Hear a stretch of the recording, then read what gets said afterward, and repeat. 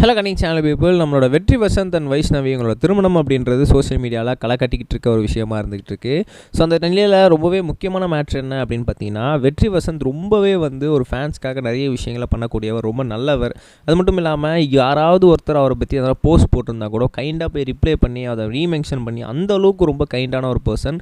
So இந்த மாதிரி இருக்கும் சமயத்தில் இப்போ என்ன பண்ணியிருக்காங்க அப்படின்னா, திருமணம் முடிஞ்ச அந்த கையோடு போய் அவங்க நிறைய இந்த குழந்தைகள் இல்லம் நிறைய ஹோம்ஸ்லாம் இருக்குங்க இல்லையா, அது மட்டும் இல்லாமல் நிறைய கலைஞர்கள்லாம் இருக்காங்க. ரொம்ப சீரியல்லேருந்து சினிமாலேருந்து ரொம்பவே நலிவடைஞ்ச கலைஞர்கள், அதாவது அவங்க நடிச்சு நிறைய படங்கள்லாம் முடிச்சிட்ருப்பாங்க. இப்போ ரொம்ப ஏஜ் ரொம்பவே அதிகமானதுனாலையோ இல்லை அவங்க ஃபார்ம் அவுட்டில் இருக்கிறதுனாலையோ இப்போ நிறைய பட வாய்ப்புகள் இல்லாமல் ரொம்பவே வேதனைப்பட்டுருப்பாங்க. ஸோ இந்த மாதிரி ஆட்கள்லாம் கூப்பிட்டு நம்ம என்ன பண்ணணும் அப்படின்னு பார்த்தீங்கன்னா, சாப்பாடு அப்படின்றத போடணும்.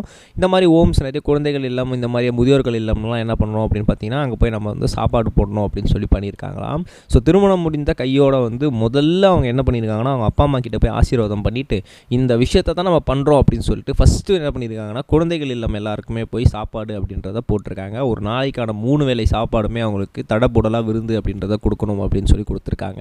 அதுக்கப்புறம் முதியோர்கள் இல்லத்துக்கு போய் அங்கேருந்து எல்லாருக்குமே தடபுடலாக சாப்பாடு அப்படின்றத 3 வேளையுமே ஒரு நாள் ஃபுல்லாக கொடுத்துருக்காங்க. அதுக்கப்புறம் தான் என்ன நடந்திருக்கு அப்படின்னு பார்த்தீங்கன்னா, இந்த மாதிரி சினிமாவில் சீரியல்ஸ்லாம் ரொம்ப நலிவடைந்த ரொம்பவே ஃபார்ம் அவுட்டான பட வாய்ப்புகளும் இல்லை சீரியல் வாய்ப்புகளும் இன்றி ரொம்ப தவிக்கும் நிறைய கலைஞர்கள் களஞ்சிகள்லாம் இருக்காங்க. ஸோ அப்படி இருக்கும்போது அவங்க எல்லாருக்குமே நம்ம உணவளிக்கணும் அப்படின்னு சொல்லி முடிவெடுத்து ஸோ இந்த விஷயத்தை அவர் என்ன பண்ணியிருக்காரு அப்படின்னு பார்த்தீங்கன்னா மேற்கொண்டிருக்காரு. இதை வைஷ்ணவியுமே என்ன பண்ணியிருக்காங்கன்னா முழு மனசோட சம்மதிச்சிருக்காங்க. அவங்களுக்கு இன்னும் ரொம்பவே பிடிச்சிருந்துருக்கு. ஸோ இந்த காரணத்தினால தான் நான் வெற்றியை காதலுக்குமே ஓப்பன் அப் ஆகினேன். ஸோ அதே தான் வெற்றி இப்போ திரும்ப தொடர்ந்து நடந்துட்டுருக்கான் அப்படின்னும் போது எனக்கு இன்னும் ரொம்பவே சந்தோஷமாக இருக்குது. இப்போ இதில் நானும் ஒரு பங்கு அப்படின்னும் போது எனக்கும் ரொம்ப சந்தோஷமாக இருக்குன்னு சொல்லி வைஷ்ணவியும் பதிவு பண்ணியிருக்காங்க. ஸோ இந்த விஷயம் சோசியல் செம்ம வேலையாக போயிட்டுருக்கு அப்படின்னு தான் சொல்லணும்.